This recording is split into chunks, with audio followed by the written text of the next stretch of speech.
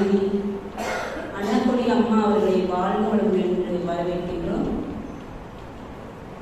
நமக்கு இன்று சிறப்பான சிந்தனையிலிருந்து அளிக்க வந்திருக்கும் அருள்நிதி சித்தேஸ்வரன் ஐயா அவர்களை வாழ்க வளமுடன் என்று வரவேற்கின்றோம்.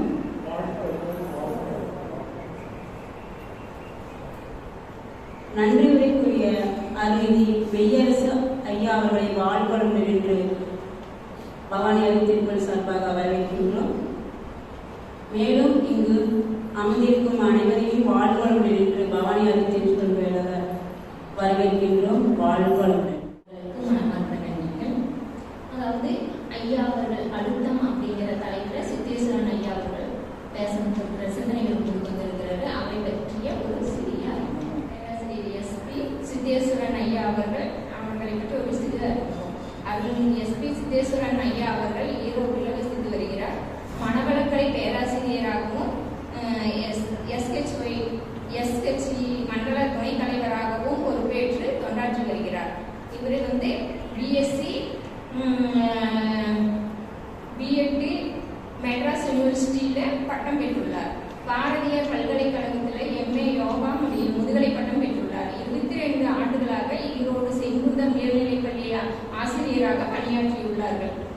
ஓய்வுக்கு பின்னும் தன்னை முழுமையாக மனவளக்கலை யோகாவில் இணைத்துக் கொண்டு முழு நேரமாக 15 வருடம் சேவையாற்றி வருகிறார். பள்ளி கல்லூரி மாணவ மாணவிகளுக்கு, பொதுமக்களுக்கு, பெண்களுக்கு, தனியார் மற்றும் அரசு நிறுவனங்களில் மனவளக்கலை யோகாவை சிறப்பாக நடத்தி வருகிறார். இத்தகைய சிறப்பு மிக்க பேராசிரியர் அருள்நிதி சித்தேஸ்வரன் ஐயா அவர்களை பவானி அறிவித்திருப்பதன் சார்பாகவும் நமது அனைவரின் சார்பாகவும் அழுத்தம் என்னும் தலைப்பில் சிந்தனையிலிருந்து அளிக்க வந்திருக்கிறோம். அவரை பவானி அறிவித்திருப்பதன் சார்பாக வருக வருக என மனமாக வரவேற்கிறோம். வாழ்க வளமுடன். இந்த இனிய மாலை நேர நிகழ்வுகள் அனைத்தையும் குரு வேதாந்தி மகரிஷி அவர்களே சூக்குமமாக நம்முள் எழுந்தருளி இதை நடத்தி கொடுக்குமாறு பணிவோடு வேண்டுகிறேன். வாழ்க வளமுடன், வாழ்க வளமுடன். தலைப்பு அழுத்தம் என்ற ஒரு விஷயத்தை சிந்தனை விருந்தாக வழங்க வந்துள்ளேன். வாய்ப்புக்கு பவானி மன்றத்திற்கு என்னுடைய நெஞ்சார்ந்த நன்றியை முதலில் தெரிவித்துக் கொள்கிறேன். வாழ்க. இப்போ அழுத்தம் அப்படின்னா இந்த அழுத்தம் யாருடைய தன்மை, எதனுடைய தன்மை? கொஞ்சம் சிந்திச்சு பார்ப்போம். எதனுடைய தன்மை சொல்லுங்க. இறைநிலையுடைய தன்மை. அப்ப இறைநிலை என்ன பண்ணிருக்கு? இந்த அழுத்தத்தை வைத்துதான் பாட்டே இல்லைங்களா? அழுத்தம் என்னும் உண்டாற்றல் ஒன்றை கொண்டே அணுமுதலாய் அந்த கோடி அனைத்தும் ஆகி வழுத்தும் ஓர் அறிவு முதல் 5 ஆகும் வகை வகையாய் உயிரினங்கள் தோற்றுவித்து முழு திறனுடன் காத்து முடிக்கும் மேலா முழு முதல் பொருளே நம் அறிவாய் ஆற்றும் பழுத்த நிலை வரும் வரையில் நீ நாம் என்போம் பதமடைந்தோம் ஒன்றானோம் பரமானந்தம். பழுத்த நிலை வரும் வரையில் நீ நாம் என்போம் பதமடைந்தோம் ஒன்றானோம் பரமானந்தம். இல்லைங்களா? அந்த அழுத்தம் தான் எல்லாவற்றிற்குமே காரணம். இப்ப இந்த குழந்தைகளாம் வந்திருக்கிறாங்க, ரொம்ப சந்தோஷமா இருக்கு. குழந்தைகளை கேட்போம், தனக்கு என்ன 6th 7th படிக்கிறியா? 6th படிக்கிறேன். 9th 10th யாராவது இருக்கீங்களா? Sorry 11th. ஓகே, இப்போ எக்ஸாம் நடந்தது. எக்ஸாம் வரும்போது உங்களுக்குள்ள ஒரு அழுத்தம் இருந்தா இல்லையா? சரி, ரிசல்ட் வரும்போது ஒரு அழுத்தம் இருந்தா இல்லையா? இருந்ததுங்களா இல்லையா? ரைட். ஆனா இந்த அழுத்தம் மாணவர்களுக்கு வர்றது நல்லதா கெட்டதா? சொல்லுங்க. மாணவர்களுக்கு அழுத்தம், நாம என்ன சொல்றோம், மன அழுத்தம் கூடாது, பிரஷர், டென்ஷன் கூடாது. என்னென்ன பேருங்க? டென்ஷன், பிரஷர், ஸ்ட்ரெஸ், மன அழுத்தம், அழுத்தம், இத்தனையும் சொல்றோமே. இந்த அழுத்தம் மாணவர்களுக்கு வருவது நல்லதா கெட்டதா? ஆனா அழுத்தம் கூடாதுன்னு சொல்லுவோம். அழுத்தமே இருக்காது வாழ்க்கையிலன்னு சொல்றோம். ஆனா அழுத்தம் இல்லாமல் வாழ முடியுமா? முடியாது. ஏன்னா இயற்கையினுடைய தன்மை அழுத்தத்தால் உருவாக்கப்பட்டதுதான். சரி, அப்போ இந்த அழுத்தம் கொஞ்ச நேரம் நமக்குள்ள இருக்கும். ஒரு எக்ஸாம் வரும்பொழுது கொஞ்ச நேரம் அழுத்தம்ங்கிறது கொஞ்ச நேரம் இருக்கும். அந்த அழுத்தத்தான் அந்த மாணவர்கள் கொஞ்சம் ஒழுங்குபடுத்தப்பட்டு அது ஒரு நடைமுறையில சிக்கல் இல்லாமல் கொண்டு வந்து அந்த அழுத்தம் அந்த எக்ஸாம் முடிகிற வரையில இருக்கும். எக்ஸாம் முடிச்சோம்னா அழுத்தம் தானா போயிடுங்களா? அதுவும் முதல் ஸ்டார்டிங் ஒரு எக்ஸாம் எடுத்து கடைசி முடியும் போது சுத்தமா அழுத்தம் தான் முடிஞ்சு பையன் பேப்பர் புத்தகத்தில் தூக்கி எழுதி போடுவான் பாருங்க. முடிஞ்ச பேப்பர் புத்தகத்தில் கிழிச்சு எழுதி போயிடும். ஏன்னா அதுக்கு அதோட நின்று வச்சுன்னு அவனுக்கு அர்த்தம். என்னமோ பண்ணிக்கலாம் அப்படின்ட்டு அதுதான் வாழ்க்கை. அத ஒரு குறிப்பிட்ட காலம் கொஞ்ச நேரம் ஒரு அழுத்தம் இருக்கிறது, அது மாணவர்களுக்கு இருக்கிறது. பயப்படக்கூடாது. அந்த அழுத்தத்தை தான், அந்த அழுத்தம் தான் அந்த குழந்தையை படிக்க வைக்கும். அடுத்த நிலைக்கு முன்னேற வைப்பதற்கு அது உதவி செய்யும். அதுதான் அது இறைவனுடைய தன்மை. சரி, இப்போ தவம் பண்றோம். இப்ப சரி, இந்த அழுத்தத்தை வச்சுக்கலாம். இந்த அழுத்தம் மாணவர்களுக்கு கொஞ்ச நேரம் வந்திருக்குது அப்படின்னா அது தப்பு இல்லை. தொடர்ந்து வைக்கிறது தான் அது வாழ்க்கையில அந்த குழந்தைக்கு ஒரு சிக்கலாக போகும். அப்ப இந்த அழுத்தம் ஒரு டெம்பரரியா கொஞ்ச நேரம் இருந்துட்டு அப்படியே போற மாதிரி இருந்துச்சுன்னா அந்த அழுத்தத்தால யாருக்கும் எந்த தொந்தரவும் கிடையாது. சரி, இப்ப இந்த இறைநிலை என்ன பண்ணிருக்கு? அங்கிருந்தே வரும் சுத்த வெளி. அவன் அதுக்கு ஒரு பாட்டு வச்சுக்கிறார். இறைநிலையே தன்னிருக்க சூழ்ந்தழுத்தும் ஆற்றல், இதன் திணிவு மடிப்பு வீழ சுழலும் நுண் பின்னா, நிறைவெளியில் பின் சுழல நெருக்குகின்ற உரசல், நிலைவெளியில் ஏற்றுகின்ற நேரலைகள் காந்தமாம், மறைபொருளாம் காந்தம் தன் மாத்திரைகள் ஐவகை, மலைக்காதீர் விண்கூட்டம் மாபூதம் ஐந்துமாம், முறையாய் அக்காந்த அலை மனமாம் உயிர் உடல்களில், மதி உயர்ந்து இவ்வுண்மை பெற மா பிரம்ம ஞானம். புரியுதுங்களா? அப்ப எங்க ஆரம்பிக்கிறாங்க? தன்னிருக்க சூழ்ந்தழுத்தும் ஆற்றல் இயற்கை என்ற இறைநிலை உருவாக்கினதுனால என்ன ஏற்பட்டதுங்க? என்ன உருவாச்சுங்க? எல்லாமே தன்னிருக்க சூழ்ந்தழுத்தும் ஆற்றலால என்ன உருவாச்சுங்க? இறைத்துகள். இறைத்துகள் அப்ப வெடிச்சு சிதறதான் இறைத்துகள். அதுதான் இறைநிலையினுடைய ஒரு தன்மை. அந்த தன்மையினால உருவானதுதான் விண்ணு. விண் என்பது இறைத்துகளின் தொகுப்பு. அது அழுத்தம், அழுத்த களம் களம் இல்லைங்களா? அப்ப முதல் எங்க உருவாகுங்க? உயிரிலேயே அழுத்தம் இருக்கு. நாம் இது அழுத்தம்னு சொல்றதுக்கு காரணம் என்னன்னா, அந்த இணைத்துகள் சேர்ந்த அந்த விண்ணு அதுதான் உயிர். அது அழுத்தத்துலதான் இருக்கும்.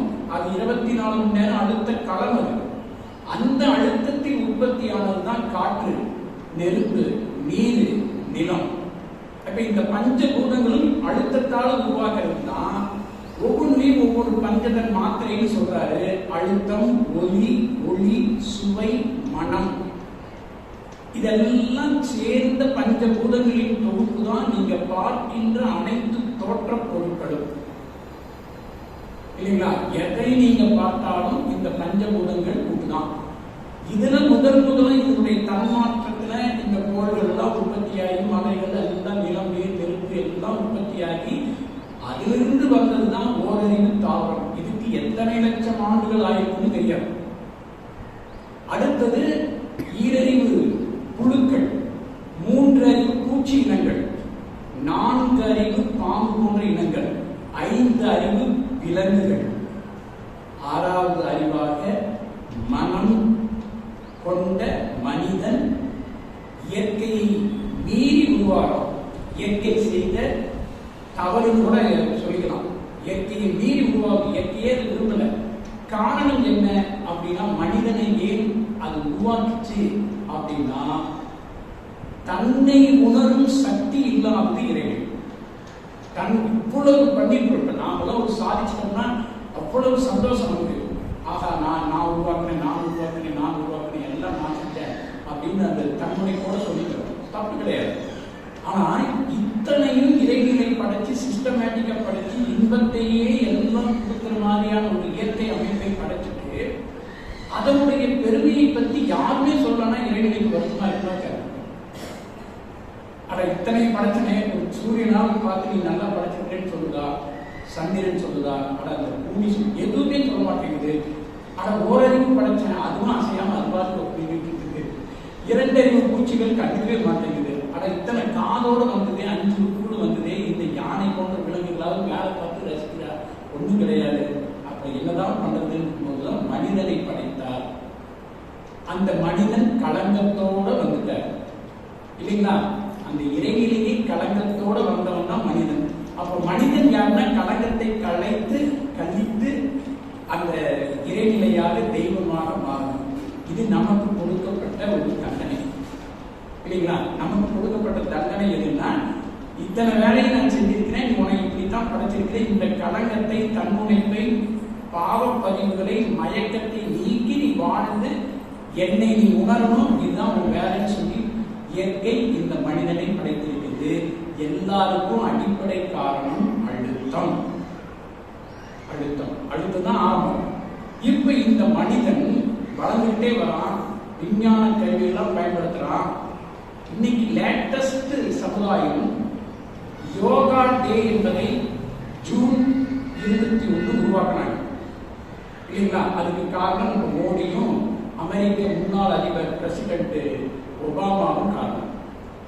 அந்த இருவரும் அந்த நாம பாடம் பார்த்தீங்களா, இந்த உலக நல வேட்புல உலகில் உள்ள பொறுப்புடைய தலைவர் எல்லாம் உயிரறிவை உள்ளுணர்வாய் பெறுதல் வேண்டும் நீங்க சொல்ற அந்த வேலையை அந்த 2 தலைவர்கள் செய்தனாலதான் யோகா டே உருவாச்சு. காரணம் என்னன்னா, இவர் எதுவுமே சாப்பிடாம விரதத்தில் இருக்கிறாரு மோடி. ஒபாமா எல்லாம் சாப்பிட்றாரு, டயர்ட் ஆயிட்டாரு. அப்ப 2 பேரும் பேசுறாங்க, பார்க்கல நான் எதுவுமே சாப்பிடல, ஆனா நீங்க எதுவுமே சாப்பிடல, ஆனா டயர்ட் ஆகாம நல்ல கூட்டங்கள்ல பேசுறீங்க, ஆரோக்கியமா இருக்கிறீங்க, எப்படி இது சாத்தியம்? நான் எல்லா இடங்களையும் பேசுறேன், சாப்பிட்றேன், ஆனா டயர்ட் ஆயிட்டேன் அப்படிங்கும்போது தான் நான் யோகா செய்கிறேன் அப்படின்னு நம்ம மோடி சார் சொல்றாரு. சொன்ன உடனே யோகானா என்ன அவருக்கு தெரியல, செய்து காட்டுறாரு. செய்து காட்டு ஒரு பொது இடங்கள்ல மக்களுக்கு அதை பத்தி விளக்கம் கொடுத்த உடனே இந்த யோகாவை உலகத்தில் இருக்கிற அனைத்து மக்களும் செய்ய வச்சா என்னன்னு ஒரு அழுத்தத்தை, பிரஷரை கொடுக்குறாங்க. 2 பேரும் பேசிக்கிறாங்க. இதை ஐநா சபையில ஒரு வார்த்தையா சொல்றாங்க, ஒரு பிரஷர் நாங்க கொடுக்குறாங்க. இதற்கு ஏதாவது செய்யணும்னு சொன்ன ஓகே, நல்ல முறைதான், ஜூன் 21 யோகா டே அப்படின்னு கொண்டாடலாம். புரியுதுங்களா? ஓகே, ரொம்ப சந்தோஷம். ஜூன் 25 இன்னைக்கு என்ன பண்றோம்? உலகத்தில் இருக்கிற எல்லா நாடுகளிலும் அங்கங்கே எவ்வளவு ஒருத்தர் கை கால் அசைச்சு போட்டோ எடுத்து போடுறோமா இல்லைங்களா? நடக்குதா இல்லைங்களா? நல்ல செயல். இப்ப யோகா மட்டும் பண்ணிட்டு இருக்கான், உடற்பயிற்சி செஞ்சுட்டு இருக்கான், ஏதாவது மெடிடேஷன் கூட செய்யறான்னு வச்சுக்கோங்க. ஆனாலும் அந்த மக்கள்கிட்ட அந்த ஸ்ட்ரெஸ் சொல்றோம் இல்லைங்களா, அழுத்தம் சொல்றோம் இல்லைங்களா, பிரஷர், மென்டல் டிப்ரெஷன், என்ன வேணாலும் வச்சுக்கோங்க பேரு, அது அதிகமாயிடுச்சுன்னு கண்டுபிடிச்சோம். யோகா டேல உடல் ஆரோக்கியம் வச்சுக்கிறான், ஆனா எல்லாரும் உலக மக்கள் பூரா ஒரு ஸ்ட்ரெஸ்ல இருக்கிறான், அழுத்தத்தில் இருக்கிறான். இதுக்கு என்னையா பண்றது அப்படின்னு சிந்தித்ததன் விளைவுதான் டிசம்பர் 21 மெடிடேஷன் டே கொண்டு வந்தாங்க. எதனால கொண்டு வந்தாங்க? உடல் ஆரோக்கியம் மட்டும் இருந்தா பிரச்சனை பிரயோஜனம் இல்லை, மனதில் அழுத்தத்தை வச்சுக்கிட்டு அவன் உடலை ஆரோக்கியப்படுத்தி போறான். அப்ப அந்த மன அழுத்தம் நீங்கும் தான் என்னையா பண்ணணும்னு சிந்திக்கிறதன் விளைவு மீண்டும் ஐநா சபை சொல்லுது. இவங்களால தான் காரணம். அவங்க சொல்றாங்க டிசம்பர் 21 மெடிடேஷன் டேவாக கொண்டாடணும். இன்டர்நேஷனல் டேட்னா இன்னைக்கு ஜூன் 21 யோகா பண்றான், டிசம்பர் 21 மெடிடேஷன் பண்றான். இந்த ரெண்டையும் கலந்து ஒரு மனிதன் செய்வதற்கு வாய்ப்புகளை உருவாக்கி கொடுக்கும். அப்ப அந்த நாள்ல மட்டும் அதை செய்யணும், இந்த நாள்ல மட்டும் இதை செய்யணுங்கிறது கிடையாது. ஜூன் 23 கற்றுக்கொண்டதை வாழ்நாள் முழுவதும் தொடர்ந்து செஞ்சுக்கோ. டிசம்பர் 21 கற்றுக்கொண்டதை வாழ்நாள் முழுவதும் செஞ்சுக்கோ அப்படிங்கிற அந்த உற்சாகத்துல உணர்வுல 2 தினங்களையும் கொடுத்திருக்கிறார்கள். அப்போ ஒண்ணு அழுத்தத்துக்கு, ஒண்ணு உடல் நலத்துக்கு. இதுதான் இன்னைக்கு இருக்கிற சமுதாயம். உடலுக்கு உடற்பயிற்சி செய்யணும், மனம் இருந்தால் தியானம் பண்ணணும். அப்ப இந்த அழுத்தத்திலிருந்து வெளிவருவதற்கு சொல்யூஷன் கொடுக்கப்பட்டது இல்லைங்களா? சரி, இப்போ என்ன பிரஷர், என்ன காரணம்? இப்போ இந்த டென்ஷன் அழுத்தத்துக்கு காரணம் என்ன அப்படின்னா, நம்பர் 1 காரணம் என்னவா இருக்குங்க? அழுத்தம் வருது, ஸ்ட்ரெஸ் வருதுன்னா என்ன காரணம்?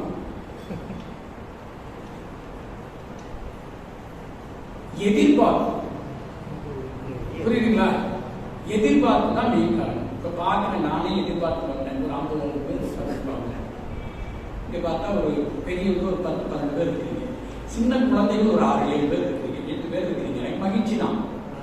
நான் ஒரு 100 பேர் கூட்டம் வழியுண்டா அப்படின்னு நினைச்சேன்னா தப்பு. இங்க 2 பேர் 2 குழந்தைகள் உட்கார்ந்துட்டாலே 1 மணி நேரம் பேசித்தான் போகணும். இல்ல சார் கூட்டம் நான் போயிட்டு வரேன் சொல்லக்கூடாது. அந்த 2 பேருக்கு தான் பாக்கியம் இல்லைங்களா? வேதாந்தி மகிழ்ச்சிக்கு 2 பேர் கிளாஸ் எடுத்தா கூட சந்தோஷப்படுறது. 2 பேர் வந்துருக்கிறாங்களே பாருங்க. புரியுதுங்களா? அதனால ஆபத்துலாம் இருக்குது, ஒரு ஸ்ட்ரெஸ் எல்லாம் இருக்குது. இன்னைக்கெல்லாம் அதை அந்த அழுத்தத்தில் இருந்தாலும் இப்பெல்லாம் கம்ப்ளீட்டா ரிலாக்ஸ்ட் ஆகிடும். காரணம் என்னன்னா பயிற்சிகள். சரி, இப்போ எதிர்பார்ப்பு இருக்குது, புற தூண்டல் இருக்கும். இதெல்லாம் இருந்ததுன்னா உங்களுக்கு எதிர்பார்ப்பும் இருந்து அந்த எதிர்பார்ப்பு நடக்கலைன்னா இதுக்கு பேரு அழுத்தம். இதனால என்ன ஏற்படும்னா உடல்ல நோய் ஏற்படும், பிரஷர் வரும், அண்ட் சுகர் வரும், அப்புறம் அல்சர் வரும், இதெல்லாம் வரும். இப்ப இந்த எதிர்பார்ப்புக்கு என்ன காரணம் அப்படின்னு பொழுது நீங்க ஒரு எக்ஸாம்பிள் சொல்றேன். அனிதா அப்படிங்கிற ஒரு பொண்ணு திருச்சியில முதலாக நீட் எக்ஸாம் எழுதினாங்க. எல்லாத்துக்கும் தெரியும் நினைக்கிறேன். அது இருக்கும் 10 வருஷம். 1156 மார்க் வாங்கின ஒரு பொண்ணு திடீர்னு அவங்க படிச்ச காலத்துல ஃபர்ஸ்ட் டைம் நீட் எக்ஸாம் வச்சுட்டாங்க. இந்த பொண்ணு எவ்வளவு முயற்சி பண்ணுது, எக்ஸாமே எழுதக்கூடாது, ஜனாதிபதி வரையிலும் அப்ளிகேஷன் கொடுக்குது, இது மாதிரி வேண்டாங்க, மனு கொடுக்குது. அவர் ஏற்றுக்கல, கவர்மெண்ட் நடத்துறாங்க. நம்ம +2 மாஸ்டர்ஸ்க்கு எப்படி கொஸ்டின் வரும்னு தெரியாது, இந்த குழந்தைகளுக்கு எப்படி இருக்குன்னு தெரியாது. இது +2 படிச்சிருக்கு, சிபிஎஸ்சி படிச்சவன், இன்டர்நேஷனல் ஸ்கூல்ல படிச்சவங்க எல்லாருமே எழுதுறாங்க. இந்த குழந்தை எழுதுது. அப்போ அந்த குழந்தைக்கு நீட் எக்ஸாம் வரலைன்னா அந்த குழந்தை +2ல மார்க்கின் அடிப்படையில் அந்த குழந்தை டாக்டர் ஆயிருக்கும். அப்போ 8வது 9வது படிக்கும் போதே கூட இருக்கிறவங்க சொல்லி சொல்லி வளர்த்துறாங்க. என்னன்னு, நீ டாக்டர் ஆகணும், டாக்டர் ஆகணும், டாக்டர் ஆகணும். இந்த குழந்தையும் நான் டாக்டர் ஆகணும், டாக்டர் ஆகணுமே படிக்குது. எக்ஸாம் ரிசல்ட் வருது, அருமையான மார்க்கு, நீட் வருது, வேற வழி இல்லாமல் எழுதுது. 750 மார்க்குக்கு ஜஸ்ட் 75 மார்க்ஸ் தான் எழுதுது, ஃபெயில் ஆயிடுச்சு. இப்போ செலக்ட் பண்ணல. இப்போ எதிர்பார்ப்பு என்னங்க, டாக்டர். ஆனா மார்க்கின் அடிப்படையில் வாய்ப்பு இல்லை. அதாவது நீட் எக்ஸாம் மார்க்கின் அடிப்படையில் வாய்ப்பு இல்லை. இப்போ அது போய் அழுத்தம். என்ன அழுத்தம்? நான் டாக்டர் அப்படியே, டாக்டர் அப்படியே, டாக்டர் அப்படியே அழுத்து. எதை அழுத்துதுங்க? தன்னுடைய உடலில் உள்ள உயிரை அழுத்துது. அந்த அழுத்தம் என்ன ஆகுது, அதுக்கு மேல போக முடியாம உயிர் துகள்கள் எல்லாம் உடலை விட்டு சிதறி ஜீவகாந்தெல்லாம் பிச்சுட்டு போயிடும்.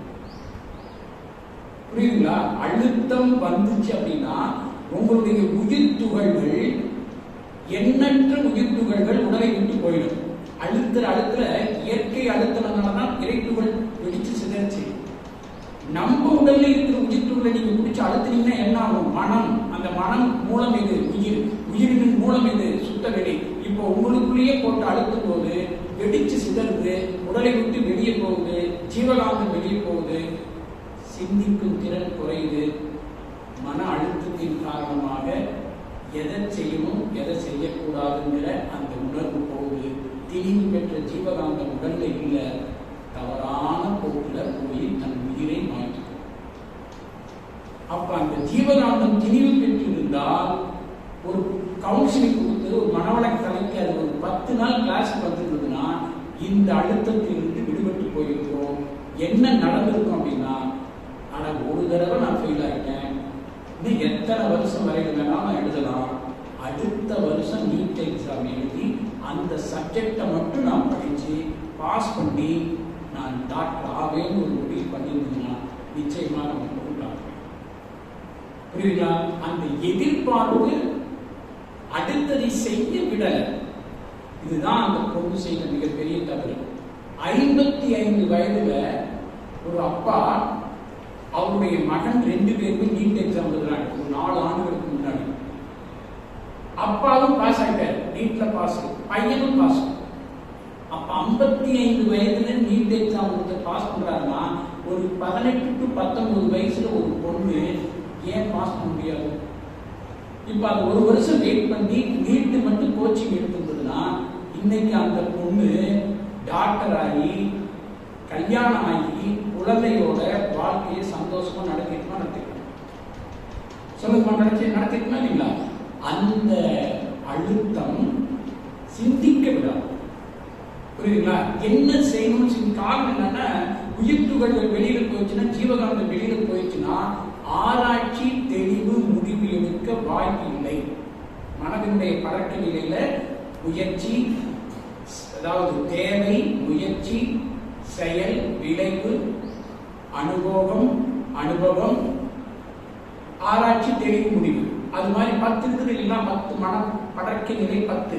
அந்த முதல் 7 தேவை, முயற்சி, அடுத்தது என்னங்க? செயலா? உணர்ச்சி, தேவை, முயற்சி, செயல், விளைவு, அனுபவம், ஆராய்ச்சி தெளிவு முடிவு. கரெக்டா சொல்லிட்டேன். 10. ஏன்னா மறக்கிறது இயல்புதான், அதுக்கெல்லாம் அழுத்தம் வரக்கூடாது. இங்கெல்லாம் மயங்குறேன், ஒரு தப்பா சொல்லுங்க, மறந்து போச்சு, என்ன நினைக்கணும், ஏது நினைக்கணும், இப்பெல்லாம் கவலைப்படுறாங்க, அதெல்லாம் மறந்து போச்சு, என்ன பண்றது? இல்லைங்களா? ஒன்றும் கவலையெல்லாம் பட வேண்டியது இல்லை. தப்பாவே பண்ண என்ன ஆகிப்பது? நீங்க கரெக்ட் பண்றீங்க, இப்ப சொல்லிட்டீங்களா உணர்ச்சி, அவ்வளவுதான், எடுத்துட்டு ஜாலியா இருக்கணும். ஐயோ என்னுடைய இது என்ன ஆகுது, ப்ரொஃபஸர் ஆச்சு, யார் வேணாலும் சொல்லலாம், மறந்து போச்சு, வயசுக்காக மறந்து போச்சு, என்ன தப்பு? இப்படி வாழ்க்கை எடுத்துக்கணும். ரைட். அப்போ இந்த மாதிரி ஆராய்ச்சி தெளிவு முடிவுல அந்த ஜீவகாந்தம் இழந்தா எடுக்க முடியும். எதிர்பார்ப்பே இல்லாத வாழ்க்கை எதுன்னா விலங்குகள் வாழும். எதுவுமே அது எதிர்பார்ப்பு, அந்த நேரத்தில் பசிக்குது, அது வேட்டையாடி சாப்பிட்டு அழகா தூங்கிடும். மனிதனுக்கு எதிர்பார்ப்பு இருக்கும். சரி, அப்போ எதிர்பார்ப்பு இருக்கலாம், ஆனால் அந்த எதிர்பார்ப்பு நடக்கலைன்னா என்ன? அதுதான் இப்ப முக்கியம். இதுதான் அழுத்தம். இப்போ அடுத்தது என்ன செய்யலாம்ங்கிறத மட்டும்தான் தீர்க்கணும். அந்த பொண்ணுக்கு அந்த ஸ்கூல் ஆசிரியர் யாராவது, ஏமா ஃபெயில் ஆயிட்ட, ஒன்றும் கவலைப்படாத, கோச்சிங் கிளாஸ் இருக்கு, அடுத்தது நீ அதில் போய் சேரு, 1 வருஷம் அதை மட்டும் படி, அற்புதமா பாஸ் பண்ணிடுவேன் அப்படின்னு யாராவது சொல்லி இருந்து தட்டி கொடுத்துருந்தா அந்த குழந்தை இன்னைக்கு இருக்கு. புரியுதுங்களா? சரி, இப்போ தாமஸ் ஆல்வா எடிசன் கேள்விப்பட்டிருக்கீங்களா? சயின்டிஸ்ட், பல்பு கண்டுபிடிச்சார். என்ன கண்டுபிடிச்சார்? குழந்தைகள். தாமஸ் ஆல்வா எடிசன் என்ன கண்டுபிடிச்சாரு? பல்பு கண்டுபிடிச்சார். Very good. இந்த பல்பு கண்டுபிடிக்கிறதுக்கு எத்தனை முறை அவர் அதாவது முயற்சி பண்ணியிருப்பார்?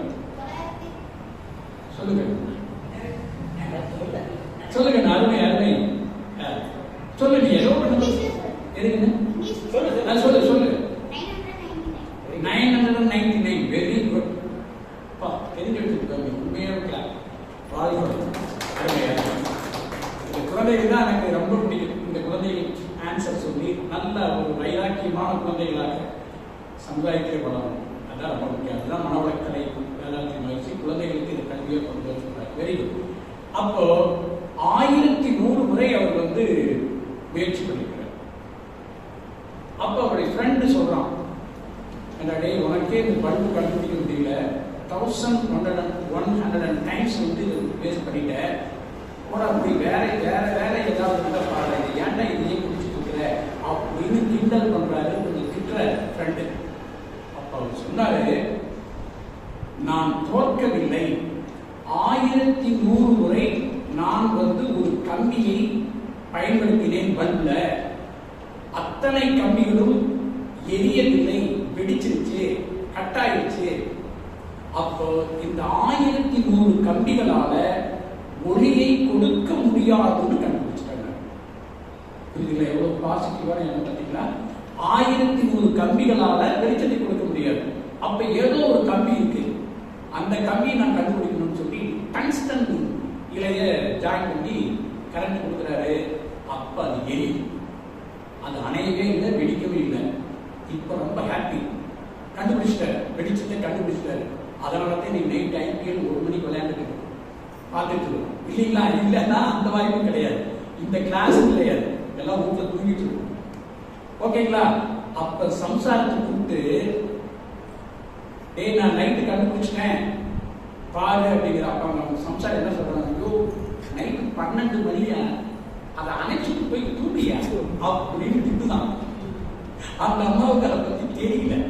அப்பயும் ஒரு ஹாப்பி ஆயிட்டு அடுத்த நாள் ஊர்ல இருக்க பெரிய மக்கள் நம்மளை போல எல்லாம் உட்காந்துட்டாங்க. கூப்பிட்டாரு, நான் இன்னைக்கு பல்பை கண்டுபிடிச்சிருக்கிறேன், எரிய வைக்க போறேன், எல்லாரும் வாங்கிட்டாரு, எல்லாம் இந்த மாதிரி சேர்த்தாங்க. இப்போ அந்த அசிஸ்டன்ட கூட்டிட்டு மேல படிக்கப்படியா அப்படி இறக்கி அந்த பல்பு, பெரிய பல்பு இவ்வளவு பெருசு, எடுத்துட்டு அப்படி கொண்டுட்டு வரான். கடைசி ஸ்டெப்லையும் ஒரு கீழே போட்டு உடைச்சிட்டான். கபான்னு உடஞ்சி போச்சு. இந்த பல்பு கண்டுபிடிக்கிறதுக்கு 6 மாசம் கஷ்டப்பட்டுருக்கிறேன். அப்போ பார்த்தாரு, உடஞ்சி போச்சு. மக்களை பார்த்து எல்லாரும் போயிடுவாங்க, பல்பு உடஞ்சி போச்சு, ஒரு 3-4 மாசம் ஆகணும், மறுபடியும் கூப்பிடுறேன், எல்லாரும் வாங்க வாழ்க்கை சொல்லி அனுப்பிட்டாரு. எல்லாரும் போயிட்டாங்க. மீண்டும் ஒர்க் பண்றாரு, கண்டுபிடிச்சிட்டாரு. அதே மாதிரி அந்த பையனை கூப்பிட்டு வைக்கிறாரு. எல்லாம் மக்கள் வந்துட்டாங்க, பல்பு கனெக்ஷன் கொடுக்குறாரு, எரியுது. எல்லாம் கிளாப் பண்றாங்க, மகிழ்ச்சி, பயங்கர மகிழ்ச்சி. எல்லாரும் போயிட்டாங்க. போயிட்டு அடுத்த நாள் காலையில ஒரு 10 மணிக்கு லேப்ல உட்காந்து வேலை செஞ்சுட்டு இருக்காரு. அந்த ஊர் மக்கள் வராங்க, சார் உங்களுக்கு பாராட்டு விழா நடத்தணும், நீங்க வாங்க அப்படின்னு கூப்பிட்ட உடனே அவர் சொல்றாரு, தம்பி நான் பல்பை கண்டுபிடித்தது நேற்று, அது நேத்தோட முடிஞ்சு, இன்னைக்கு நான் வேற ஒண்ணு கண்டுபிடிக்கிறதுக்காக போயிட்டேன், தயவு செய்து என்னை தொந்தரவு பண்ணாங்க.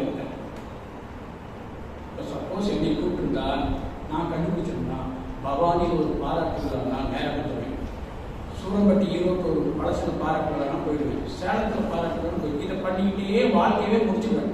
பாராட்டுலா அது மகிழ்ச்சியிலே போயிடுவேன். அவரு வெற்றி அடைஞ்ச உடனே அடுத்தது என்னன்னு கேட்டார். இதுதான் நீங்க புரிஞ்சுக்கணும். அடுத்தது என்ன? அவரு தாங்க father of science. Father of science யாரு? Thomas Alva Edison. நீங்க கேட்கலாம், நீங்க சப்போஸ் உங்களையே யாராவது கேட்கறாங்க, அதை கண்டுபிடிச்சது யார், இதை கண்டுபிடிச்சது யார் அப்படின்னு கேட்டா, நீங்க கண்ணை மூடிக்கிட்டு தாமஸ் ஆல்வா எடிசன் சொன்னா கரெக்டா இருக்கும். அத்தனை கண்டுபிடிச்சுட்டு இருக்காரு இந்த சமுதாயத்துக்கு. அவர் எதை எடுத்தாலும் அதுதான் அந்த மாதிரி ஒரு கண்டுபிடிச்சு ஃபாதர் ஆஃப் சயின்ஸ், அறிவியல் உலகின் தந்தை என்று போற்றப்படுகிற ஒரு அற்புதமான மனிதர். ஆனா அவருடைய ஆரம்ப கால வாழ்க்கை என்ன தெரியுங்களா? மன வளர்ச்சி குன்றிய குழந்தைன்னு அவரை தேர்ந்தெடுத்து டிசி கொடுத்து அனுப்பிட்டாங்க. நல்லா புரிஞ்சுக்கணும், இந்த குழந்தை படிக்க தகுதி இல்லைன்னு சொல்லி அம்மாவை கூப்பிட்டு டிசி கொடுத்துட்டாங்க. அப்ப அந்த குழந்தையாகிய தாமஸ் ஆல்வா எடிசன் கேட்கிறாரு, ஏமா டிசி வாய் கொடுத்துட்டாங்க அப்படின்னு கேட்கும்போது அந்த தாயார் சொல்றாங்க, தம்பி உன்னுடைய அறிவுக்கு இந்த பள்ளிக்கூடத்துல சொல்லி கொடுப்பதற்கு ஆட்கள் இல்லை, தகுதி இல்லைன்னா நானே உனக்கு சொல்லி கொடுக்கிறேன் வான்னு சொல்லி கூட்டிட்டு போயிட்டாரு. அந்த குழந்தை நம்புது, அம்மா சொல்லி கொடுக்குறாங்க, உலகத்தில் மிகச்சிறந்த சயின்டிஸ்ட். அந்த பள்ளி வெளியில் இருந்து உலகத்திலேயே மிகச்சிறந்த சயின்டிஸ்ட் ஆகிட்டார். அதுக்கு அந்த தாயுடைய அந்த சொல் நான் சொல்லி கொடுக்குறேன், இந்த தகுதி இல்லை அந்த ஆசிரியர்களுக்கு, அவ்வளவு அறிவு உங்களுக்கு இருக்குதப்பா அப்படின்னு பாசிட்டிவா சொல்லி அந்த குழந்தையை சயின்டிஸ்ட் ஆக்கிட்டு அந்த தாயார் இறந்து போற பின்னாடி அந்த பெட்டியில இருந்து இந்த லெட்டர் எடுத்து வச்சு பார்க்குது, டீஸ் கொடுத்த லெட்டர். அதில் எழுதியிருக்கு, மன வளர்ச்சி குன்றிய குழந்தைக்கு இந்த பள்ளிக்கு இடமில்லை. அந்த இடத்துல அழுகிறார். யாருங்க? வயதான எடிசன் தாயை நினைத்து அழுகிறார். அந்த தாய் எனக்கு, என் தாய் என்னை எவ்வளவு அந்த பாசிட்டிவா சொல்லி என்னை வளர்க்கலன்னா என் வாழ்க்கை என்ன இருக்கும் அப்படின்னு அந்த தாயை நினைச்சு அழுகிறார். அப்ப அந்த தாய் செய்த அதுதான் குழந்தைகளை பெற்றோர்கள் திட்டக்கூடாது, நல்ல பாசிட்டிவா சொல்லி வளர்க்கணும். அதுக்கு தான் நீங்க வாழ்க வளமுடன், வாழ்க குறும்பு நிறைந்த குழந்தைகளையும் அடம் பிடிக்கும் குழந்தைகளையும் மாற்றி அமைக்க நீங்க வாழ்க வளமுடன் வாழ்த்து சொல்லுங்க அப்படின்னு மகிழ்ச்சி சொல்லியிருக்கிறார். அப்போ குழந்தைகள் என்பது நம்ம ஜெராக்ஸ், நம்மள மாதிரி தான் இருப்பான். நாம சின்ன குழந்தை எப்படி செய்யணுமோ அதை தான் நம்ம குழந்தையும் செய்வான்னு சொல்லி யாரையும் கம்பேர் பண்ணாம, தன்னுடைய பெற்ற குழந்தைகளுடைய கம்பேர் பண்ணாம அந்த குழந்தையை சிறப்பாக, ஒவ்வொரு குழந்தையும் சிறப்பாக வளர்த்துவதற்கு வாழ்க்கை வளமுடன் சொல்லி வளர்த்தீங்கன்னா அந்த குழந்தை உங்களுக்கு ஏற்றபடி சிறப்பாக அன்பு, கருணை, நல்ல அறிவோடு வளரும் அப்படிங்கிறத வேதாத்திரி மகிழ்ச்சியுடைய கருத்து. ஆக அந்த அந்த வாழ்க்கை வேதாத்திரி மகிழ், அதாவது நம்ம தாமஸ் ஆல்வா எடிசன் பல்பு உடைஞ்சு போகும்போதும் மனம் நொடிந்து போகவில்லை. இதை நீங்க புரிஞ்சுக்கணும். அந்த ஆளை பிடிச்சி அடிக்கல, உதைக்கல, வேலையை விட்டு அனுப்பல, அக்செப்ட் இட். உடஞ்சி போச்சு, ரைட், அவங்க எந்த செய்ய உடைச்சிட்டான், போய்ப்பாங்க. வெற்றி பெற்ற பிறகும் போய்ப்பாங்க. அப்ப அந்த தோல்வியையும் வெற்றியையும் ரெண்டையும் சமமா பார்த்து அப்படி விட்டுட்டார். உண்மைங்களா? விட்டுட்டாரா இல்லைங்களா? பிடிச்சிருந்தாருன்னா அதோட போயிருப்பார். வெற்றியை பிடிச்சிருந்தாலும் அழுத்தம், தோல்வியை பிடிச்சிருந்தாலும் அழுத்தம். சரி, 365 நாள் தீபாவளி கொண்டாடினா நல்லா இருக்குங்களா? காலையில தீபாவளி நல்லா இருக்கும். காலையில இருந்த உடனே நல்ல புது ட்ரெஸ், ஸ்வீட்டு, பட்டாசு, ஒரு 4 பட்டாசு வெடிக்கணும். இது மாதிரி 365 நாள் செஞ்சா உங்களுக்கு தீபாவளி மேல கோபம் வருமா, சந்தோஷம் வரும்? எப்படா முடியுது, வெறுத்து போயிருப்பீங்க. புரியுதுங்களா? அப்போ இது மாதிரி நடக்கணும், இது மாதிரி நடக்கக்கூடாதுன்னு நீங்க நினைக்கிறது சரியா? இப்படி ஏன் நடந்ததுன்னு நமக்கு பதில் கிடையாது. இப்படி நடக்கக்கூடாதுங்கிறதுக்கு பதில் கிடையாது. எது நடந்தாலும் அக்செப்ட் இட். கொரோனா வந்தது, அக்செப்ட் பண்ணணுமே இல்லைங்களா? வீட்டுக்குள்ள இருக்கலாம், மாஸ்க் போடலாம், ஓகே போட்டோம், தாண்டி வந்துட்டோமா இல்லைங்களா? இனி இன்னொரு லாக்டவுன் வருதுங்கிறாங்க. எங்க பெட்ரோல் காரணம் வீட்டுக்குள்ளேயே இருந்து எல்லாரும் வண்டியெல்லாம் யூஸ் பண்ணாதீங்க, வீட்டுக்குள்ளேயே ஒர்க் ஃப்ரம் ஹோம் பண்ணுங்கிறாங்க, பேசிக்கிறாங்க. ஓகே, வந்தா என்ன பண்ணாலும் அக்செப்ட் பண்ணணும், அதுக்கு தயாரா இருக்கும். இந்த மாதிரி வாழ்க்கையை நல்லது வந்தாலும் அக்செப்ட் பண்ணுங்க, அனுமதிங்க, அப்படி விட்டுருங்க. புரியுதுங்களா? இதெல்லாம் புரிஞ்சுங்க, விட்டுருங்க. ஏதாவது ஒரு வருத்தம் நீங்க எதிர்பார்த்து ஒண்ணு நடக்கலைன்னாலும் அக்செப்ட் பண்ணுங்க, அப்படி விட்டுருங்க. அதுக்கு அடுத்தது என்ன செய்யணும் அப்படிங்கறத மட்டும்தான் நீங்க பார்க்கணுமே ஒழிய இது மாதிரியே எல்லாம் நடக்கும், இது மாதிரி நடக்கூடாதுங்கிறதுக்கெல்லாம் வாய்ப்பே கிடையாது.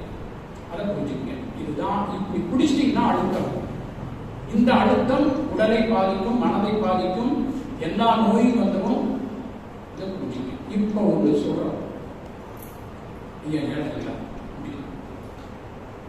என்ன இறந்தவருக்கு பண்பாடு சொல்லுங்க. யாராவது சொல்றீங்களா? தம்பி, தம்பி தெரியுமா?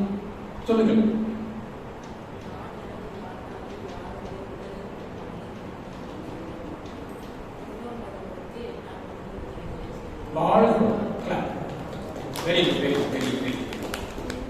நான் எனது வாழ்நாளில் யாருடைய உடலுக்கும் மனதுக்கும் துன்பம் தர மாட்டேன். அற்புதம். ஒழுக்கத்துக்கு டெபினிஷன் என்னங்க? யாராவது சொல்றீங்களா? தனக்கோ பிறருக்கோ, அதோட நிறுத்திக்கலாம். தனக்கோ பிறருக்கோ தற்காலத்திலோ பிற்காலத்திலோ உடலுக்கோ மனதுக்கோ எண்ணத்தால் சொல்லால் செயலால் துன்பம் விளைவிக்காதது ஒழுக்கம். நாம என்ன நினைக்கிறோம்னா பிறருக்கு துன்பம் கொடுக்கிறத மட்டும்தான் ஒழுக்கம். பிறருக்கு துன்பம் கொடுக்கலன்னா ஒழுக்கம். தனக்கு துன்பம் கொடுக்காம இருக்கிறீங்களான்னு அதுவும் கொடுக்கூடாது. இல்ல, தனக்கு எப்படி துன்பம் கொடுப்பீங்க சொல்லுங்க? தனக்கு எப்படி துன்பம் கொடுக்கலாம்? உங்கள் உடல் பாதித்தால், ஒரு உணவு சாப்பிடுறீங்க, டைஜஷன் ஒரு லூஸ் மோஷன் போகுது, இது யாரால வந்தது? நீங்கள் உங்களுக்கு கொடுத்த கஷ்டம், துன்பம். கவலைப்படுறீங்க, எப்படி கவலைப்படுறீங்க? இது யார் கொடுத்த துன்பம்? உங்கள் உடலுக்கு நீங்களே கொடுக்கிறது. தனக்கோ பிறருக்கோ கொடுக்கூடாது. பிறருக்கு நீங்க கொடுக்க முடியாது, கொடுக்கவும் முடியல, கொடுக்க மாட்டீங்க. உங்களுக்கு கவலைப்படுறீங்க, நோய் வந்தா படுத்துக்கிறீங்க. புரியுதுங்களா? புரியுதுங்களா? அப்புறம் இப்படி ஆயிடுச்சு, அப்படி ஆயிடுச்சு, அப்படி போயிடுச்சு, இப்படி போயிடுச்சு, இது ஏன் நடந்துருக்கு, நடந்துக்கூடாது, இப்படி யோசனை பண்ணிட்டு இருக்கீங்க. கவலையில கேட்டா எப்ப கவலையா இருக்க போகிறது அப்படிங்கிறாங்க. இவங்க கேட்கறாங்களா இல்லையா? ஏன் டல்லா இருக்க அப்படின்னு கேட்கறாங்க இல்ல? அப்படி டல்லா இருந்தா நீங்க உங்களுக்கு கொடுக்கிற துன்பத்தின் காரணமாக ஏதோ ஒரு சூழ்நிலையில போய் சிக்கிட்ட காரணத்தினால உங்களை சார்ந்த உங்க குடும்ப உறுப்பினர்கள், உங்கள் வாழ்க்கை துணை, உங்கள் குழந்தைகள் ஹாப்பியா பண்ணலாம். சொல்லுங்க பாருங்க. இப்போ என்னுடைய இதுல ஸ்கூல் மண்டலத்தில் ஒருத்தர் வந்தாங்க, ஒரு பொண்ணு. அம்மா எப்ப பார்த்தாலும் அந்த பொண்ணு நினைச்சு கவலை. அந்த பொண்ணு சொல்லுது, ஏன்னா என்னை பத்தி கவலைப்படுற, நீ வந்து ஹாப்பியா இருந்தாலும் கவலைப்படுற. அது வந்துச்சு, கிளாஸ்க்கு வந்துச்சு. அப்புறம் இந்த மாதிரி மன அழுத்த கிளாஸ் நடத்தின பின்னாடி ரொம்ப ஹாப்பி ஆயிடுச்சு. சார் இதைத்தான் சார் நான் எங்க அம்மாட்ட சொல்றேன், எங்க அம்மா கேட்க மாட்டேங்குது சார், எப்ப பார்த்தாலும் அழுதுகிட்டே இருக்குதுங்க சார், என்னை நினைச்சு அழுதுங்க சார். அது எதையோ என்ன காரணம்னா அந்த பொண்ணு லேட்டா இருக்குதான், 9 மணி 8 மணி 10 மணிக்கு தெரியுதான். அது ஒர்க் பண்ணிட்டு தூங்குது. அது இருக்கக்கூடாது, நீ பொட்ட பொண்ணு சீக்கிரம் எடுத்துக்கணும், சீக்கிரம் எடுத்துக்கணும். இப்படி அட்வைஸ் பண்ணி அந்த பொண்ணு டென்ஷன் ஆகி 7 மணிக்கு எதுக்கு தெரியுது? 7 மணிக்கு எழுந்துச்சுன்னா 9 எடுத்து அது கோவம் வந்தது. அப்புறம் அம்மா நீ எது என்னை பத்தி கவலைப்படாத, நான் கரெக்டா தான் இருப்பேன். இப்படி கவலைப்பட்டு எல்லாரும் கவலைப்பட்டு, அப்பா கவலைப்பட்டு, தங்கச்சி கவலைப்பட்டு எல்லாம் சோகமா வராங்க கிளாஸ். அவங்க இவங்களுக்கு கூட சொல்றாங்க, இவங்க அவங்களுக்கு கூட சொல்றாங்க. கடைசி கொடுத்து கவலை. இப்போ ஒருத்தருடைய கவலை, அம்மாவுடைய கவலை எத்தனை பேர்த்த பாதிச்சிருக்கு பார்த்தீங்களா? இப்ப எப்படி நீங்க ஒழுக்கம்னு சொல்லுவீங்க? தனக்கும் பிறருக்கோ தற்காலத்திலோ பிற்காலத்திலோ உடலுக்கோ மனசுக்கோ எண்ணத்தால் சொல்லால் செயலால் துன்பமே கொடுக்க மாட்டேன் அப்படின்னு ஒழுக்கத்துக்கு ஃபார்முலா படிச்சு இரண்டொழுக்க பண்பாடு சொல்லிட்டு உங்களுக்கும் துன்பம் கொடுத்துட்டு உங்களை சார்ந்தவர்களையும் துன்பப்படுத்திட்டு இருந்தா இது எப்படி சாத்தியம்? இது நல்லதா? இது கொஞ்சம் யோசனை சொல்லுங்க. இதுல கொஞ்சம் கரெக்ட் பண்ணிட்டு வாழ்க்கை ஆகும். புரியுதுங்களா? இந்த ஃபார்முலா நல்லா புரியும். தனக்கு முதல்ல கொடுக்காம இருங்க, அப்புறம் நீங்க அடுத்தவங்களுக்கு கொடுக்குறீங்க, அது வேற விஷயம். முதல்ல உங்களுக்கு கொடுக்காம இருக்கீங்கன்னாவே ஃபர்ஸ்ட் வந்து உடற்பயிற்சி செய்து உடலை ஆரோக்கியமாக வைத்துக் கொள்வதில் உங்கள் உடலுக்கு நீங்க செய்கிற ஒரு செயல். இதனால உங்கள் உடல் துன்பப்படாமல் இருந்தா நீங்கள் ஒழுக்கத்தோடு இருக்கிறீர்கள் அர்த்தம். ஐயா என்னால் நடக்க முடியாதப்பா, இந்த கையை தூக்க முடியாதப்பா, இப்படி படுத்துக்கிட்டே தான் இருக்கப்பா அப்படின்னா சொல்லுங்க, இது தப்பு தானே? அதுக்கு என்ன காரணம்? எதையுமே செய்யாம இருக்கிறீங்க. அப்ப உடலுக்கு ஏன் உடற்பயிற்சி மகரிஷி கொடுத்தாரு? அந்த விலங்கின பதிவுகள் நீங்களும் உடலை ஆரோக்கியமாக வைத்துக் கொண்டால் உங்களுக்கு நீங்க துன்பம் கொடுக்க முடியாமல் வாழ்வீங்க. அது ஒழுக்கம். காயகல்பம் 100 வருஷம் வாழணும். நம்ம கர்ம வினைகளை தீர்ப்பதற்கு 100 வருஷம் வாழணும். காலையில ஒரு 3 மணி நேரம் செய்தா, சாயந்தரம் ஒரு 3 மணி நேரம் காயகல்பம் செய்தான்னா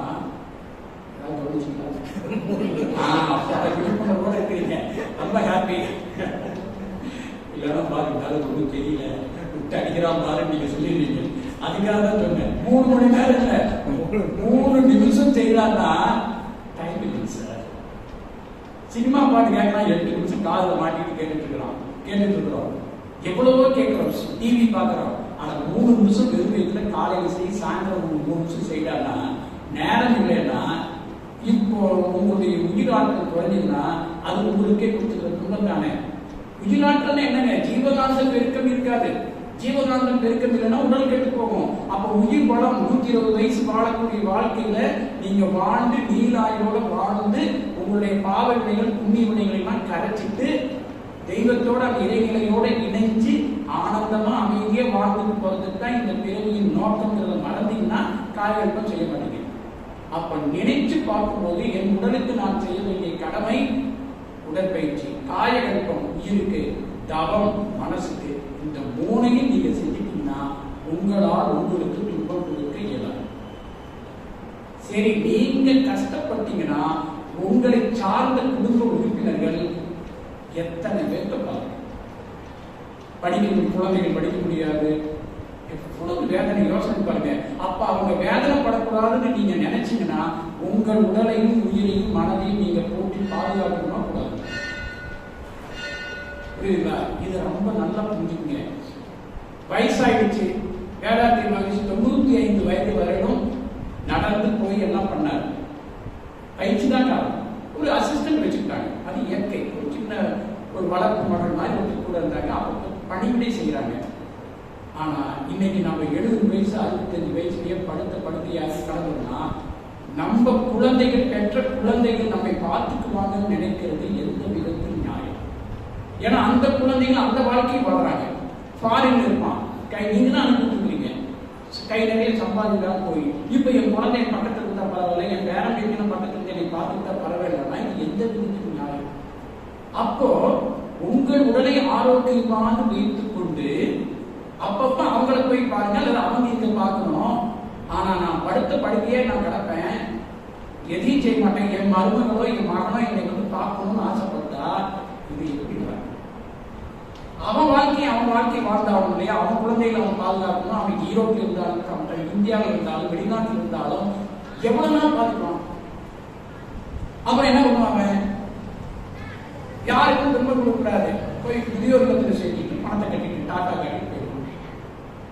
அப்ப அந்த மாதிரி சூழ்நிலை வராமல் இருக்கணும்னா மன வலிமை இருக்கணும். அந்த மன வலிமை, அப்பா நீ எங்க இருந்தாலும் நல்லா இரு, நல்லா பண்ணு, சிறப்பா இரு, வரும்போது என்னை வந்து பாருங்க, வாய்ப்புன்னா நான் அங்க வந்து உன்னை பார்க்கிறேன், நான் என் உடலையும் மனதையும் ஆரோக்கியம் வச்சுக்கிறேன், என்னை சார்ந்தவங்க நீங்க எல்லாம் யார் எனக்காக வருத்தப்படக்கூடாது, நான் நல்லா தான் இருக்கிறேன், ஹாப்பியா இருக்கிறேன், மகிழ்ச்சியா இருக்கிறேன், அமைதியா இருக்கிறேன், ஆனந்தமா இருக்கிறேன் நீங்க சொன்னீங்கன்னா அந்த குழந்தைகள் சந்தோஷம் செய்வாங்க. தாயோ தந்தையோ விட்டுட்டு போறதுக்கு எந்த குழந்தைக்கும் மனசு வராதுங்க. ஆனாலும் சூழ்நிலை சந்தர்ப்பம் புரிஞ்சுக்கங்க. அப்போ தனக்கோ பிறருக்கோ அப்படிங்கிறத விட தனக்கு அப்படிங்கிற அந்த ஒரு இதை புரிங்க. உடலை பாதுகாத்துக்குங்க, மனசை பாதுகாத்துக்குங்க, உயிரை வளர்த்துக்குங்க, ஆரோக்கியமா இருங்க, தவம் பண்ணுங்க, உடற்பயிற்சி பண்ணுங்க, காய்கறி பண்ணுங்க. வந்த வாழ்வின் நோக்கத்தை நீங்க முதல்ல நிறைவு செய்யுங்க. இதுவே யாருக்கும் துன்பங்களுக்காக ஒழுக்கம். புரியுதுங்களா? யாரும் குறை சொல்லாதீங்க. அவங்கவங்க வாழ்க்கையை வாழ்வதற்கு அவரவர்கள் வந்திருக்கிறாங்க. நம்ம குழந்தை அதெல்லாம் நம்ம குழந்தைகள் தான், நம்ம தேர்ந்தெடுத்த குழந்தைகள். தாய் தந்தையை அவங்க தேர்ந்தெடுத்து வந்து அவங்க வாழ்க்கையை வாழ வந்திருக்கிறாங்க. நீங்க போய் திணிக்க கூடாது, இப்படி இருக்கணும் அப்படி இருக்கும். அந்த குழந்தைகளை அது பாதிக்கணும். அவங்க வாழ்க்கை வாழ வந்திருக்கிறாங்க, நாம வந்து தொந்தரவுலாம் இருக்கணும் அப்படிங்கிற ஒரு உணர்வோட வாழ்ந்தீங்கன்னா அதுதான் கடும் பற்று இல்லாத வாழ்க்கை. யாருக்கும் அவங்களாலே உங்களுக்கு துன்பம் வராது, உங்களாலே உங்களுக்கு துன்பம் வராது. டேக் இட் ஈஸி பாலிசின்னு அழகா டாட்டா காட்டி போயிட்டே இருக்கலாம். புரியுதுங்களா? ரைட். இப்போ அடுத்த தாமஸ் ஆல்வா எடிசன் கண்டுபிடிச்சிங்க. இது ஒரு நடந்த உண்மையை சொல்றேன். ஒரு சின்ன கஷ்டம் வந்தா நாம என்ன நினைக்கிறோம்? வரவே கூடாதுன்னு நினைக்கிறோமா இல்லைங்களா? ஒருத்தர் நடந்த உண்மை. திருப்பதி பக்தர் பையனுக்கு தாலி கட்டிட்டார், மகனுக்கு கல்யாணம் ஆகி தாலி கட்டிட்டான். இவர் என்ன வேண்டியிருக்கிறாருன்னா, திருமணமான இந்த குழந்தைகளை நான் வந்து திருப்பதி கோயிலுக்கு தாலி கட்டி முடிச்சோட கூட்டிட்டு வரேன்னு வேண்டியிருக்கிறார்.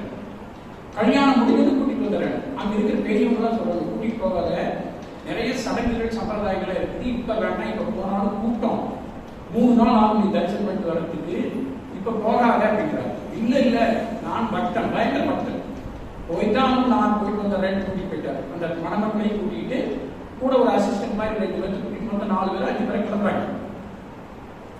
வண்டி கார் போறாங்க, கார் நடுவில் பிரேக் ஆகி போச்சு, நின்று போச்சு, ஒன்றும் பண்ண முடியல, ஓட்ட அழகா அது நின்று போச்சு.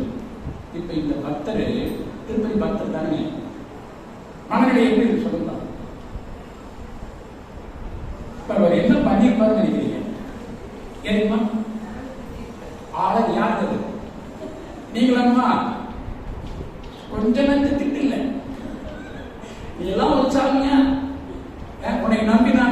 வந்தேன், எத்தனை தடவை உனக்கு பொட்டியில போட்டுக்கிறேன், எத்தனை தடவை வாங்கியிருக்கிறேன், என்னை இந்த மாதிரி பண்ணிட்டு இவன் உனக்கு கும்பிட போறதுல ஆச்சா போச்சான்னு இவ்வளவுதான் நீ அத்தனை திட்டுக்கிட்டு வெளியில வந்துட்டு லிஃப்ட் கேட்கிறாரு. ஒரு கார் வருது, அந்த கார்ல டிரைவர் சீட் மட்டும் ஓட்டிட்டு வர்றாரு, மீதியில எம்டி ஃபுல்லா காலியா இருக்கு. இந்த மாதிரி சொல்றாரு, இந்த மாதிரி கார் ரிப்பேர் ஆயிடுச்சுங்க, நான் வண்டியில ஏறிக்கிறேன். சரி ஏறி கேட்டேன். இவர் ஏறிட்டு அந்த டிரைவர் சீட்ல போட்டு கண்டுபிடிக்கிறார். இந்த சாமியை கும்பிட்டதுக்கு நான் வேற சாமி சொன்னாங்க, நான் கேட்காம அப்படின்னு சாமியை நான் அச்சா போக்கன்னு திட்டிட்டு அப்படியே மேல வந்தோம்னா இந்த டிரைவர் சீட்ல இருக்கிறவர் அப்படி காரத்தில் வந்து இறங்குறாரு. இறங்கணும்னா அந்த கோயில் ஆபீசர்ஸ்ல இருக்காங்க, அலுவலகம் முடியாத வேற காரை பார்த்துட்டு வந்து ஷட்யூட் அடிச்சுட்டு ஒரு காரை திறந்து அந்த டிரைவர் சீட்ல உட்கார்ந்து டிரைவருக்கு மரியாதை பண்றாங்க. இவருக்கு பக்தி இந்த பக்கத்துலாம் ஆளாத்மா போகிறது, இவங்கிட்ட போய் சாமியை பத்தி இத்தனை திட்டனே அப்படின்ட்டு போய் பண்ணிட்டே நிற்கிறாரு. ஐநூறு நிற்கிறாரு, என்ன சொல்லுவாரு. அவர் பெரிய அட்மினிஸ்ட்ரேட்டிவ் ஆபீசர் போடுறது, பவர்ஃபுல் போஸ்ட். அவர் சொல்றாரு, இந்த கார் வந்து எங்க ரிப்பேர் ஆகிப்போச்சு, நடுவில் நிற்குது. இவர் அந்த காரை ரிப்பேர் பண்ணி இந்த கொண்டு நிறுத்திங்க, அதுக்குள்ள வந்துருக்காங்க பாரு 5 பேரு. இவங்க அத்தனை பேருக்கையும் சிறப்பு தரிசனத்துல கூட்டிட்டு போய் சாமி தரிசனம் பண்ணிட்டு கொண்டு வந்து வெளியே கொடுத்துருக்காங்க. அவர் சொல்லிட்டேன், அப்படியே மாதிரி ஆயிடுச்சு. பின்னாடியே போறாரு. 3.5 மணி நேரத்துல தரிசனம் பண்ணி வெளியில விட்டாங்க. சப்போஸ் அந்த கார் மட்டும் பிரேக் டவுன் ஆகாம நேரம் வந்திருந்ததுன்னு வச்சுக்கோங்க, உண்மையா சொல்றேன் 3.5 நாள் ஆயிடும். இப்ப அந்த கார் பிரேக் டவுன் ஆனது நல்லதாக. புரியுதுங்களா? இதுதான் வாழ்க்கை. ஏதாவது ஒன்று நடக்குதுன்னா இதை விட ஏதோ ஒரு சிறப்புக்காக அந்த இடத்தில் அது நடந்திருக்குதுன்னு அக்செப்ட் பண்ணுங்க. அக்செப்ட் பண்ணுங்க. நிச்சயமாக ஏதோ ஒரு நன்மை நடக்க போது அதுக்கு இந்த தீமை உங்களுக்கு தேவைன்னு இயற்கை கொடுக்காதுன்னு சொல்லுவான். திருப்பதி கருணாநிதி நேரா வந்து, தம்பி இப்போ உன் காரை ட்ரைவ் பண்ண போறேன், ஒருத்தர் ஓட்டுவாரு, நீ அதுல ஏறிக்கோ, என்னை வந்து பாரு, ஓகே அப்படின்ட்டு போவாருங்க. சொல்லுங்க பார்க்கலாம், வாய்ப்பே கிடையாது இல்லைங்களா? சரி, அப்புறம் அவருக்கு பயங்கர பக்தியாகி மனசுல வேண்டி அஞ்சானத்துலாம் தப்பு அந்த ஆபீஸுக்கு மன்னிப்பு கேட்டு சாமிக்கு மன்னிப்பு கேட்டு அப்புறம் அந்த காரை எடுத்துட்டு அழகா பண்ணிட்டார். இது நடந்த உண்மை. அப்புறம் இது மாதிரி அந்த ஃபிளைட் ஒன்று குஜராத்தில் போச்சு இல்லைங்களா, போய் ஒரு 5 நிமிஷத்துல ஃபிளைட்ல எல்லாம் வந்து 167 பேர் இறந்துட்டாங்க. அதுல 2 பேர் லேடிஸ் 2 பேர் உள்ள போறாங்க ஏர்போர்ட்டு. அவங்க ஏதோ மறந்துட்டாங்க, மிஸ் பண்ணிட்டாங்க, ஆதாரம் ஏதோ மிஸ் பண்ணிட்டாங்க. அவங்க விட மாட்டேன்ட்டான், திட்டிகிட்டே வராங்க, இப்படி பண்ணிட்டாங்க, நான் எடுத்து வரேன் அப்படின்னா திட்டிகிட்டே வந்துட்டான். ஒரு ஆள் என்ன பண்றாரு, டிராபிக் ஜாம்ல மாட்டிட்டார். அவர் போற ஃபிளைட் பறந்துருச்சு. இப்ப அவரும் சோகம், என்னாச்சுங்க, போய் 5 நிமிஷத்துல இதாயிடுச்சு. அப்போ இந்த 2 பேர் லேடிஸும் அந்த தப்பிச்சவரும் நல்ல வேலை போறாங்க போயிருந்த. இப்போ அவங்க தடுத்து நிறுத்தினதுக்கு இறைகளை ஏதோ காரணமா இருக்குதா இல்லைங்களா? அக்செப்ட், ஓகே, நான் முயற்சி பண்ணேன், டிரான்ஸ்ல முயற்சி பண்ணேன், கிடைக்கல, அடுத்து என்ன செய்யலாம், இன்னைக்கு போக முடியாது, நாளைக்கு தான் போகணும், அவ்வளவுதானே. ஆனா என்ன நினைச்சுப்பாரு, இப்படி ஆயிடுச்சு அப்படி ஆயிடுச்சு, சம்சாரம் ஏதாவது கொஞ்சம் லேட் ஆயிடுச்சு, ஒன்னால்தான் லேட் ஆச்சு, நீ மட்டும் அப்படி செஞ்சுக்கிற, நான் இப்படி போயிருக்கேன் போட்டு சண்டையா கொடுப்பேன் இல்லைங்களா? அதெல்லாம் பண்ணக்கூடாது. ரைட், எல்லாம் நன்மைக்கு, இதுவும் கடந்து போகும். ஆனா அதுக்காக ஒவ்வொரு தடவை லேட்டா போனா ட்ரெயின் ஃபிளைட் பிடிக்கலாம், நின்று போச்சு நல்ல நினைக்கலாமா? இது ஒரு பாடம், படிப்பினை, ரைட், ஃபீட்பேக். சரிங்களா? இப்படி வாழ்க்கைய இதை விட ஏதோ ஒன்று நடக்க போகுது, அதுக்கு கிருபானந்த மாதிரி கேள்விப்பட்டிருக்கு சாமி. அவரு ஒரு தடவை கும்பாபிஷேகத்துக்கு போகணும், ஸ்பீச் கொடுத்துட்டு போகும்போது ட்ரெயினை விட்டுட்டாரு. அவரு அடுத்த நாள் காலையில ஒரு ஊருக்கு போகணும், அந்த கோயில் பராசக்தி கோயிலுக்கு ஏதோ கும்பாபிஷேகம், உடனே விட்டுட்டு ஆரம்பிச்சிட்டாரு. இவ்வளவு நம்ம மாதிரி என்ன காளியாத்த ஏதோ பேர் தெரியும், அம்மா நான் வரக்கூடாதுன்னு நினைச்சிட்டியா, உன்னை பார்க்கறது எனக்கு வந்து வாய்ப்பு இல்லையா, இப்படி பண்ணிட்டியே அப்படின்னு ஒரு மாதிரி திட்டி விட்டு வெயிட் பண்றாரு. 1 மணி நேரம் கழிச்சு போன ட்ரெயின் வந்து ஆக்சிடென்ட் ஆயிடுச்சு. இப்போ உடனே மாத்திட்டாரு, அம்மா என்னை காப்பாற்றுறதுக்கு தான் என்னை நிறுத்தி வச்சியா அப்படின்னு போகலாம். அப்ப நான் இன்னும் 20 இருக்கணும் அப்படிங்கிறதுக்காக என்னை வர வேண்டாம்னு சொல்லியா சாமி சாமி அப்படின்னு வணங்கினாரா. அப்போ புரிஞ்சுதுங்களா உங்களுக்கு? என்ன இது ஏன் நடந்தது நமக்கு தெரியாது. அக்செப்ட் பண்ணுங்க. ரைட், என்ன அதுதான் சொன்னான் ஒரே வார்த்தை, இதுவும் கடந்து போகும், எல்லாம் நன்மைக்கு. இந்த 2 வார்த்தை குறிச்ச வாழ்க்கை எவ்வளவு ஆனந்தமா இருக்கும். எல்லாம் நன்மைக்கு, இதுவும் கடந்து போகும். இதை எவ்வளவு அழகா சொல்லிட்டான். ஆனா நம்மளால முடியல பாத்தீங்களா? அதுதாங்க. அப்ப இதுக்குத்தான் நீங்க என்ன பண்ணணும்னா, இந்த மாதிரி மனநிலை வரணும்னா உடலுக்கு உடற்பயிற்சி, உயிருக்கு காயகம் பண்ணி தவம் பண்ணி ஜீவகாந்தத்தை பெருக்கி வச்சுக்கிட்டீங்கன்னா அது பேர் தான் எதையும் தாண்டும் இதை. எது நடந்தாலும் ஓகே, அக்செப்ட் இட். அடுத்தது என்ன? அப்துல் கலாம் எல்லாம் தெரிஞ்சுங்க. வேலைக்கு போறார், அவருடைய காலத்துல வேலைக்கு போறார். இன்டர்வியூ, சின்ன வயசு, சென்ட்ரல் கவர்மெண்ட் ஜாப் செலக்ட் பண்ணிட்டாங்க. இவருக்கு என்ன ஆசைன்னா பைலட் ஆகணும், ஏர்ஃபோர்ஸ் டிபார்ட்மெண்ட்ல வேலை செஞ்சு பைலட் ஆகணும் அப்படிங்கிற ஒரு ஆசை.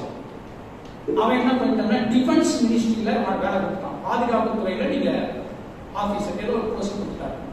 இவருக்கு எதிர்பார்ப்பு அந்த டிபார்ட்மெண்ட் கிடைச்சது, வேற டிபார்ட்மெண்ட். இவர் கங்கை கரையில போய் உட்கார்ந்து சோகமா உட்காந்துட்டு இந்த மாதிரி ஆயிடுச்சு, என்ன பண்றது, ஊட்டிக்கே போயிடலாம், இந்த வேலையே வேண்டாம், இது மாதிரி நினைக்கும்போது சிவானந்த சுவாமிகள் ஒருத்தர் அந்த பக்கம் போனது இவரை பார்த்துட்டு என்ன தம்பி சோகமா இருக்கிற, வாய் இருக்குன்னு, இது நடந்த உண்மை, ஆசை விட்டு கூட்டிட்டு போற. என்ன பார்த்து இந்த மாதிரி நான் விரும்பின டிபார்ட்மெண்ட் ஏர்ஃபோர்ஸ் டிபார்ட்மெண்ட்டுங்க, எனக்கு வந்து டிஃபென்ஸ் மினிஸ்டர் கொடுத்தான், எனக்கு பிடிக்கல, நான் ராமநாதபுரமே போயிடலாம் இருக்கிறேன், எனக்கு வேலை பிடிக்கல அப்படின்னு சொல்லிக்கிறேன். உடனே அவரு சொன்னாராம் சுவாமிகள், ஏப்பா நீ கிடைச்சது விரும்பினது கிடைக்கலன்னா என்ன, என்ன கிடைச்சதோ அதை ஏன் நான் சிறப்பா செய்யக்கூடாதுன்னு நீ ஏன் நினைக்க கூடாது அப்படின்னு ஒரு சின்ன கேள்வி கேட்டோம்னா மனசுல ஒரு பளிச்சுன்னு ஒரு மாற்றம் ஏற்பட்டு, சரிங்க சுவாமி நீங்க சொல்ற மாதிரி நான் ஜாயின் பண்ணிட்டேன் அப்படின்னு நன்றி சொல்லிட்டு அடுத்த நாள் போய் ஜாயின் பண்ணிட்டேன். ஜாயின் பண்ணோம்னா இந்த ப்ராஜெக்ட்லாம் கொடுப்பாங்க இல்லைங்களா, அது என்ன வேலை கொடுத்தாங்க அப்படின்னா, இவர் எந்த டிபார்ட்மெண்ட்ல வேலை செய்யணும்னு ஆசைப்பட்டாரோ அதை சார்ந்த ப்ராஜெக்டை கொடுத்துட்டாங்க. அந்த ஏர்ஃபோர்ஸ் சம்பந்தப்பட்டது, ராக்கெட் அனுப்புறது, அந்த மாதிரி ஏவுகணம் கொடுத்துருங்க. இவருக்கு பயங்கர ஹாப்பி ஆயிட்டார். அப்புறம் பாத்தீங்கன்னா இந்திரா காந்தி நேரடி தொடர்பு, பொக்ரான்ல அனுமதி பிடிச்சாரு, ராக்கெட்டை நிறைய அனுப்பினாரு, அற்புதமான மாற்றம் ஏற்பட்டு கடைசியில் என்ன ஆனது, ஜனாதிபதி. சப்போஸ் இந்த வேலை வேண்டாம் அப்படின்னு ராமநாதபுரம் வந்திருந்தாங்க, ஒரு கல்லூரியில் ப்ரொஃபஸரா இருந்து ஒரு சம்பளம் வாங்கிட்டு 10ஓட 11 இறந்து போயிருக்காரு. அப்படிதானே இருக்கும். இன்னைக்கு உலக புகழ் பெற்ற சயின்டிஸ்ட் இல்ல அவர் ஒண்ணு. சயின்டிஸ்ட் ஆன பிறகு அவருடைய அந்த பிளைட்ல பைலட்டா ஆகணுங்கிற அந்த ஆசையும் தீர்த்து கொண்டார். வாய்ப்பு கொடுக்கும் பொழுது பிளைட்ல போய் பைலட் ஆகி தானாக பிளைட்டை ஓட்டி கீழே கொண்டு வந்து இறக்குறாரு. ஜனாதிபதியாக இருக்கும் பொழுது அந்த பழைய ஆசையும் தீர்த்துட்டார். அப்ப அந்த ஜனாதிபதி ஆகும் போதுதான் அந்த வாய்ப்பு. புரியுதுங்களா நான் சொல்றது? அப்ப அதை ஏற்றுக்கொண்டார். வாழ்க்கை எங்கேயோ போச்சு. சாமி நேரடியாக வந்து அப்துல் கவலையே படாத, நான் உனக்கு இந்த டிபார்ட்மெண்ட்ல கொடுத்துருக்கிறேன், உன்னை பின்னாடி ஜனாதிபதியாக ஒரு 25-30 வருஷம் கழிச்சு இப்பயே போய் கூட்டிட்டு ஜாயின் பண்ணுங்க, இந்த சாமி வந்து நேரடியாக சொல்லணும். புரியுதுங்களா? அது என்ன பிளான் பண்ணி வச்சிருக்குது நமக்கு தெரியாது. உங்க வேலை என்ன? அக்செப்டிங். கஷ்டம் வந்தாலும் ஓகே, என்ன பார்ப்போம், அடுத்தது என்ன செய்யணும், வேலை கிடைச்சிருச்சு, அடுத்தது என்ன செய்யணும், இதுதான் வாழ்க்கை. இப்படி ஆயிடுச்சு. அது கடந்த காலத்து கவலை. நாளைக்கு எப்படி ஆயிடுமோ அதுவும் எதிர்காலத்து அச்சம். நிகழ்காலம் என்ன, இந்த நிகழ்காலத்துல என்ன கிடைக்கிறதோ வாழ்க்கை ஹாப்பியா இருக்கு. இன்னைக்கு காலையில் சொல்ற போய் செஞ்சோமா, அப்பா உடனே செஞ்சுட்டப்பா, உயிருக்கு பண்ணிட்டப்பா, தவம் பண்ணிட்டப்பா, 3 செஞ்சதுனால உடல் என்ன ஆகும், ஆரோக்கியம், மனம், வலிமை. புரியுதுங்களா? சந்திராயன் கேள்விப்பட்டிருக்கீங்க. முதல் சந்திராயன் நம்ம அப்துல் கலாம் என்ன பண்ணாருங்க கடைசியில்? அவர் செய்த சாதனை தெரியுங்களா உங்களுக்கு? என் வாழ்நாளில் நான் செய்த சாதனை எதை சொன்னார் தெரியுங்களா?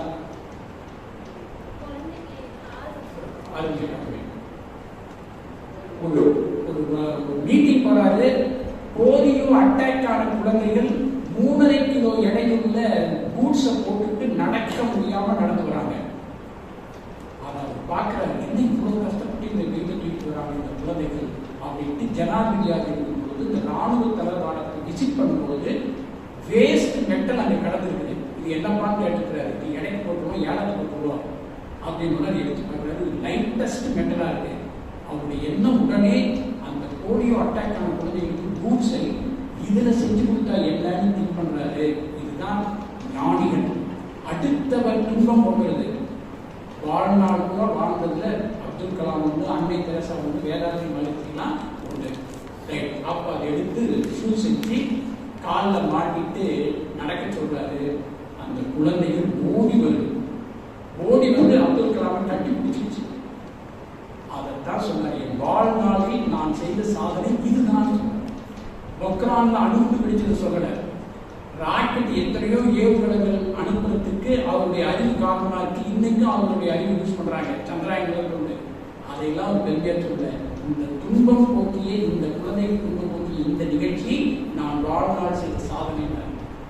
பார்த்தீங்களா?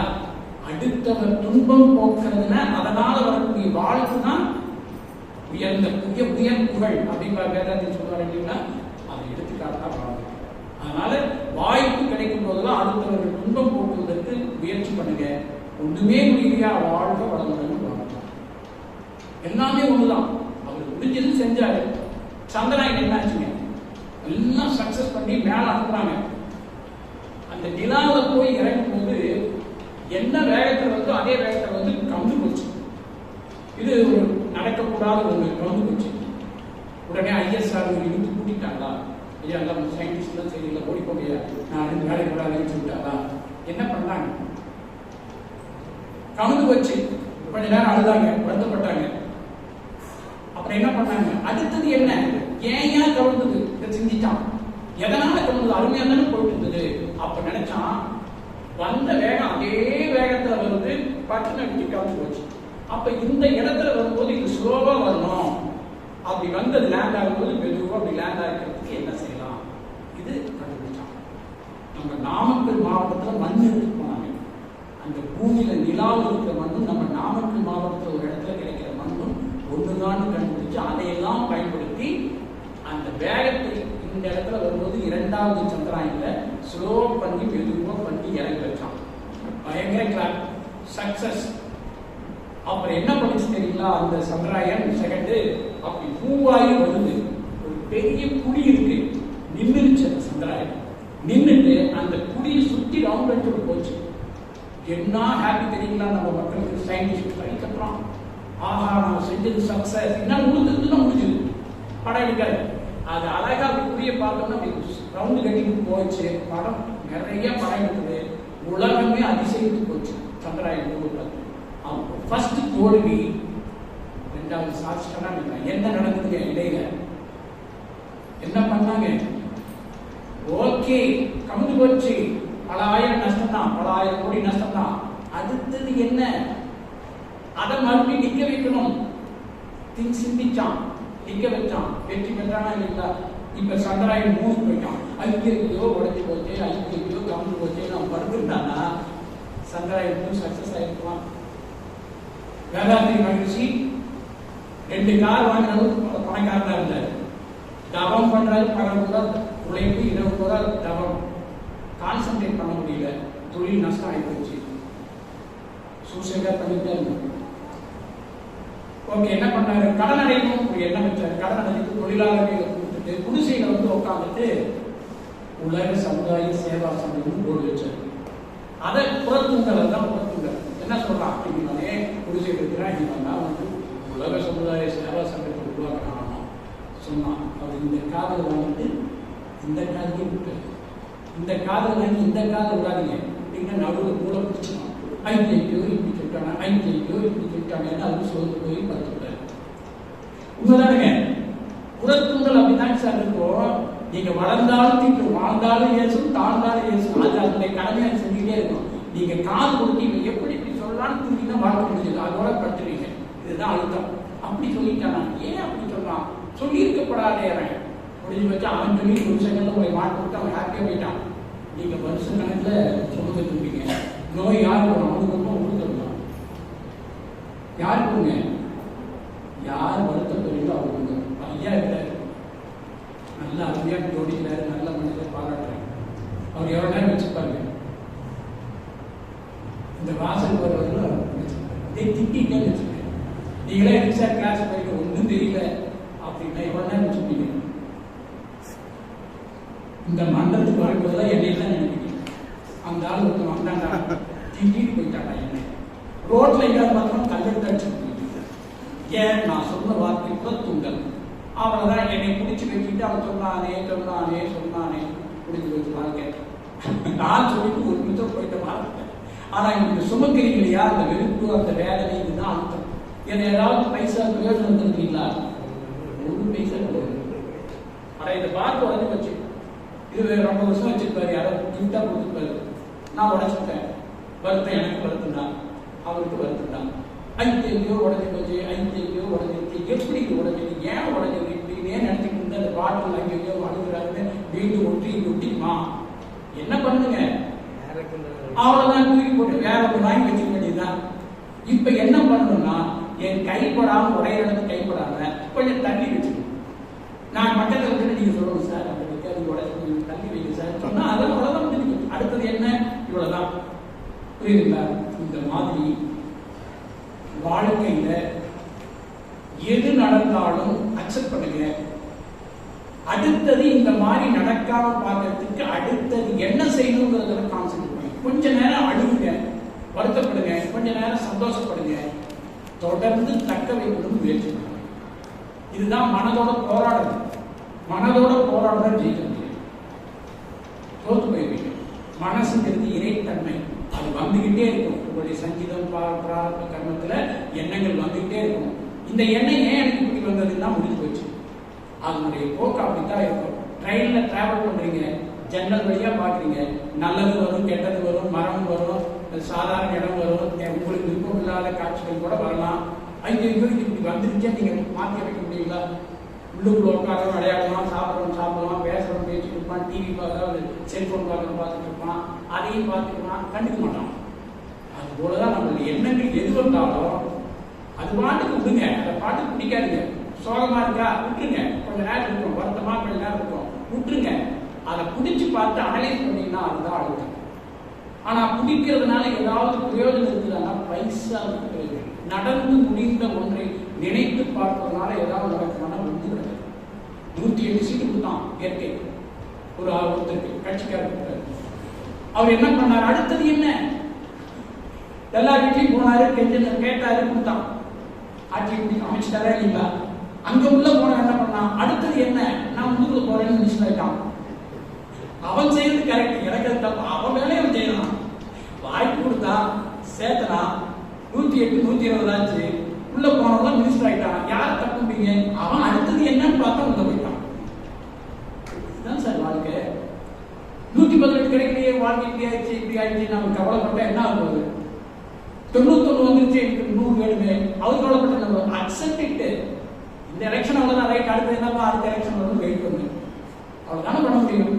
சப்போர்ட் பண்றியா பண்ணு, வெளியில வரியா வா, உங்க தான் இருக்குது. எது நடந்தாலும் ஓகே, அக்செப்ட். இப்படி நடந்துக்கூடாது, நினைக்கக்கூடாது, இப்படி நடந்துச்சு வந்துடக்கூடாது. நிகழ்காலத்துல என்ன செய்யணும், இது மாதிரி செஞ்சு நீ அமைக்கிற, அதோட நிறைவு. யாரையும் கூட சொல்லக்கூடாது. அவன் வாழ்க்கையில் அவன் அடுத்தது என்ன செய்யணும், எடுத்து என்ன செய்யணும்னு போயிட்டான். இது எதுவும் தப்பு கிடையாது, அவன் வாழ்க்கை வாழலாம், ரைட். இப்படி எது நடந்தாலும் அக்செப்ட் பண்ணுங்க, அனுபவிங்க, தள்ளி விடுங்க. குடிச்சு பார்க்காதீங்க. குடிச்சிட்டீங்கன்னா உள்ள போட்டீங்கன்னா அப்படி சுகம், ஒரு சுகம் கேட்டா நான் மனம் நோயாளி, நான் இவ்வளவு மாத்திரை சாப்பிடுறேன், அது ஒரு பெருமை. பைசா தேவை. இதனால உங்களுக்கு துன்பம் கொடுத்துட்டீங்களா, உங்க கூட இருக்கிறவங்க வேதனை, அந்த வேதனை கொடுக்க கூடாதுன்னா நீங்க ஆரோக்கியமா இருக்கணும், உடல் மனம். இதுதான் பாடல். வாலியவர்கள் வாழ்க்கையில ரொம்ப மோசமான ஒரு கட்டம். வாய்ப்பே கொடுக்க மாட்டேங்கிறான் கவிதை எழுதுறதுக்கு. நல்லா புரிஞ்சுக்க. இன்னையோட செய்யப்பா நான் என் ஊருக்கே போயிடுறேன், திருச்சிக்கே போயிடுறேன்ட்டு கடற்கரையில் அப்படியே காத்து வாங்கிட்டு நாளை காலை ஊர் போயிடலாம் நினைக்கிறாரு. பாட்டு வருது, இந்த பாட்டு நீங்க கேட்டுக்கிறீங்க. மயக்கமா கலக்கமா மனதிலே குழப்பமா வாழ்க்கையில் நடுக்கமா வாழ்க்கை என்றால் 1000 இருக்கும், வாசல் தோறும் வேதனை இருக்கும். வந்த துன்பம் எதுவென்றாலும் வாடி நின்றார் ஓடுவதில்லை, வாடி நின்றார் ஓடுவதில்லை. எதையும் தாங்கும் இதயம் இருந்தால் இறுதி வரைக்கும் ஒரு அருமையான பாடத்தீங்களா? எதையும் தாங்கும் இதயம் இருந்தால் இறுதி வரைக்கும் அங்கே இருக்கும். எல்லா வீட்லையும் பிரச்சனை இருக்குதா? வந்த துன்பம் எதுவென்றாலும் வாடி நின்றால் ஓடுவதில்லை. துன்பத்தை நினைச்சு நினைச்சு பார்த்தீங்கன்னா ஓடிமா ஓடாது. சரி வந்துருச்சு, அடுத்தது என்னையா பண்ணணும், அந்த துன்பத்தை எப்படி போக்குறதுங்கிறதுல கான்சன்ட்ரேட் பண்ணணும். அவ்வளவுதான் நம்ம வாழ்க்கை. இப்படி ஆயிடுச்சு, இப்படி ஆகக்கூடாது, ரெண்டு நம்ம கையில் இல்லை. புரியுதுங்களா? நிகழ்காலம் அடுத்தது என்னப்பா செய்யணும், அவ்வளவுதான்.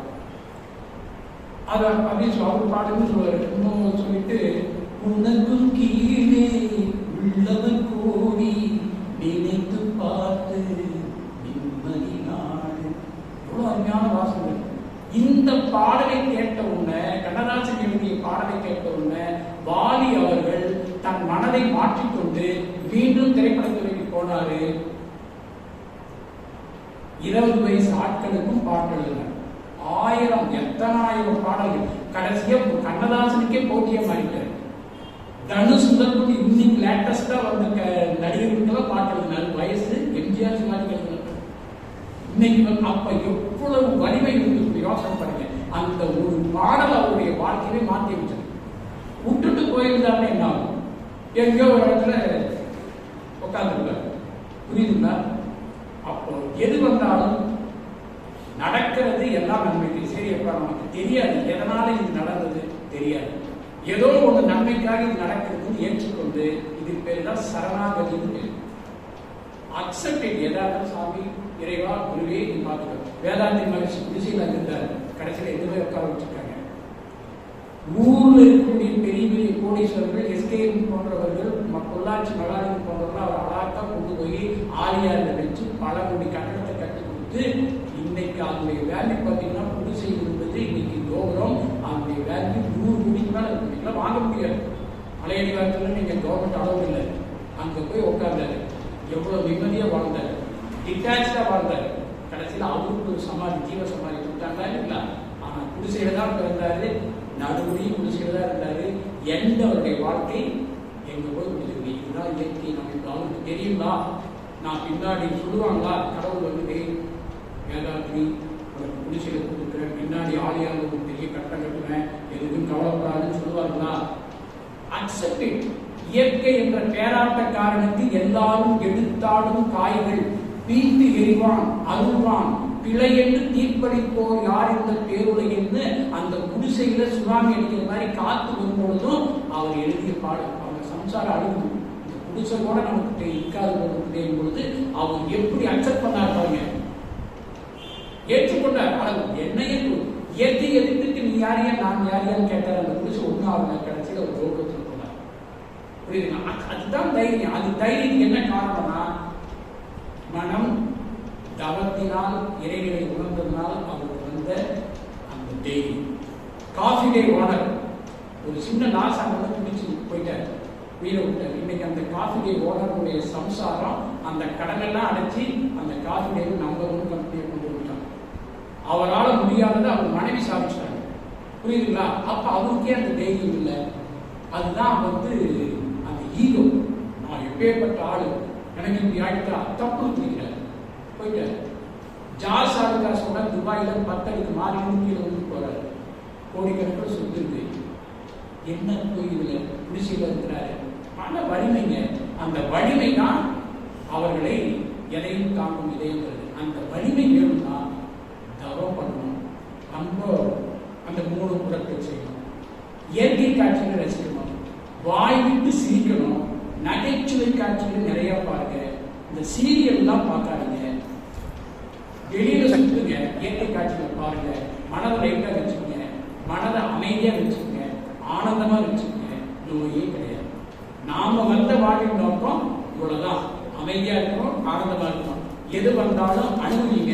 அடுத்தது என்னப்பா, அடுத்தது என்ன, வாட் இஸ் நெக்ஸ்ட் கேட்டுக்கிட்டே கடந்து போங்க, எல்லாம் சுகமே என்று சொல்லி அடுத்தது என்ன எல்லாரும் வீட்டுக்கு போகணும். நான் இத்துடன் நிறைவு செய்கிறேன். மீண்டும் நன்றி. ஏதாவது குறை இருந்தால் மன்னியுங்கள், ஏதாவது சந்தேகம் இருந்தால் கேளுங்கள். இப்போ அழுத்தம் இருக்குதுதான் இருக்காது, அழுத்தவே கூடாது. அப்படியே கொஞ்சம் கொஞ்சம் இருந்தாலும் தூக்கி கடாசி குடிக்காது. குடிச்சிங்கன்னா பைசாவுக்கு தேடாது. அவ்வளவுதான். நடந்தது எல்லாம் நன்மைக்கு. அந்த மாதிரி வச்சுக்கோங்க. வாழ்க்கைய அமைதியா பாருங்க, ஆனந்தமா பாருங்க, அக்செப்ட் பண்ணுங்க, அனுபவிங்க. வாழ்க வளங்கள், வாழ்க வளங்கள், வாழ்க வளங்கள். அப்படிங்கிற தலைப்புல ஆரம்பிச்சு, அதாவது இங்க இறைநிலையிலிருந்து ஆரம்பிச்சு மன அழுத்தத்து வரையில வந்து முடிச்சிருக்கிறாரு. அதாவது அழுத்தம்னா என்ன? அழுத்தம் தான் எல்லாமே. இந்த பூமியில தோன்ற அத்தனை, அதாவது பிரபஞ்சத்தில இறைநிலையிலிருந்து ஏற்பட்ட அழுத்தம் தான் அனைத்துமே அப்படின்னு சொல்லி ஒவ்வொன்றையும் ஸ்டெப் பை ஸ்டெப்பா நமக்கு எடுத்து காட்டினாரு. அப்புறம் மனிதன் வரையில வந்து எப்படி மனிதன் வந்து இவ்வளவு கஷ்டப்பட்டு வாழ்ந்துட்டு இருக்கான். இறைநிலை அழுத்தம் வந்து நன்மைக்காக இருந்துச்சு. ஆனா மனிதன் வந்து இறைநிலையினுடைய அழுத்தத்தினாலதான் மனிதனுக்குள்ளேயும் அந்த அழுத்தம் எப்படி இருக்கு? உயிராக இருக்கு. உயிரிலையும் ஒரு அழுத்தம் இருக்கு. அந்த அழுத்தம் வந்து அதாவது எதிர்பார்ப்புனால என்ன பண்ணுது? எதிர்பார்ப்புனால வந்து அழுத்தம் அதிகமாகி மன அழுத்தம் ஏற்படுது, டென்ஷன் இந்த மாதிரி ஏற்பட்டு எதிர்பார்ப்புனாலேயே மனிதன் வந்து ரொம்ப சோர்ந்து போறான். இதெல்லாம் இது அதாவது இறைநிலையில் ஏற்பட்டது மனிதனிடமும் உண்டு, எல்லா உயிரினமும் இருக்கு. அதை என்ன பண்ணும்? அக்செப்ட் பண்ணிக்கணும். எதையும் பிடிச்சு வச்சுக்க கூடாது. எல்லாமே டேக்கிஷன் எடுத்துக்கணும். நன்மையும் தீமையும் எல்லாமே உண்டு. அதை வந்து நம்ம அக்செப்ட் பண்ணிக்கணும். எதையும் நம்ம வந்து பிடித்து வைத்துக் கொண்டால் மனநோய் தான் ஆகும் அப்படிங்கிறத ஸ்டெப்பா சொன்னாரு. ஐயா அவர்களுக்கு மனமார்ந்த நன்றிகள். அடுத்தது நன்றி உரை அருள்நிதி மெய்யரசு அவர்கள் நன்றி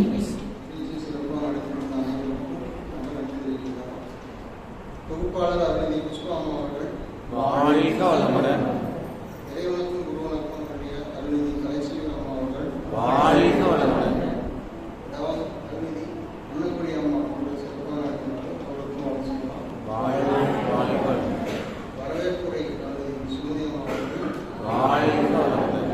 நமக்கு இவ்வளவு நேரம் சிறப்பாக சிந்தனை பண்ணிட்டு மனதின் அழுத்தத்திலிருந்து நம்ம எப்படி விடுபடுறது அப்படிங்கிற ஒரு விஷயத்தை ரொம்ப ஒரு சூட்சமாக நம்ம கற்றுக் கொடுத்துருக்காங்க ஐயா.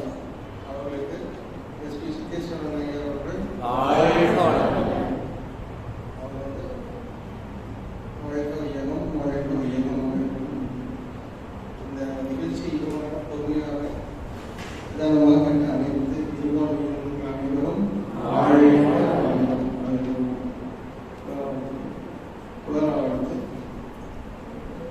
உலகம் எல்லாம் பருவமழை ஒத்தபடி பெய்யட்டும், உழவரெல்லாம் தானியத்தை உவப்புடனே பெருக்கட்டும், பல தொழில்கள் புரிகின்ற பாட்டாளி உயரட்டும், பகுத்துணர்வில் தொகுத்துணர்வு பண்பாட்டை உயர்த்தட்டும், கலகங்கள் போட்டி பகை கடந்தாட்சி நடக்கட்டும், கல்லாமை கடற்பருமை கலகங்கள் மறையட்டும், நலவாழ்வை அளிக்கும் ஞான ஒளி வீசட்டும், நம் கடமை அறவாழ்வில் நாட்டத்தே சிறக்கட்டும்,